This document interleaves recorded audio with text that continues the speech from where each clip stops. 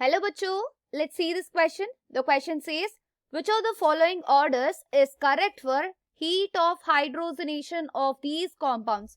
Question में हमें 3 compounds दिए गए हैं और हमें ये बताना है कि इनके correct order of heat of hydrogenation क्या है. तो heat of hydrogenation generally stability पर depend करती है, which is inversely proportional. Heat of hydrogenation is inversely proportional to the stability.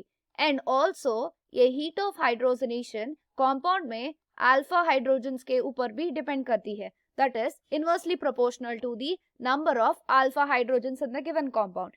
अगर compound में ज़्यादा alpha hydrogens होंगे, उसकी heat of hydrogenation कम होगी. तो अगर क्वेश्चन में देखा जाए तो इस कंपाउंड में अल्फा कार्बन ये है, तो इसमें कितने अल्फा हाइड्रोजन्स है? 3 अल्फा हाइड्रोजन्स 3 है एक्स में. अगर वाई में देखें तो अल्फा कार्बन ये दोनों होंगे, तो इसमें नंबर ऑफ अल्फा हाइड्रोजन्स होंगे 3 + 3 that is 6.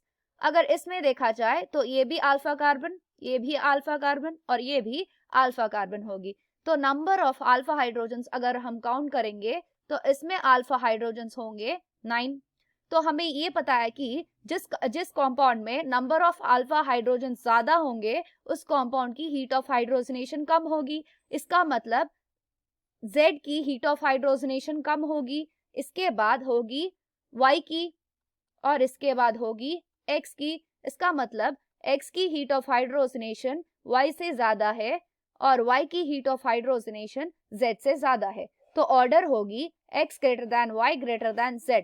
The correct order for heat of hydrogenation of the given compounds is X greater than Y greater than Z. So option होगी option A. I hope you understand it well. All the best.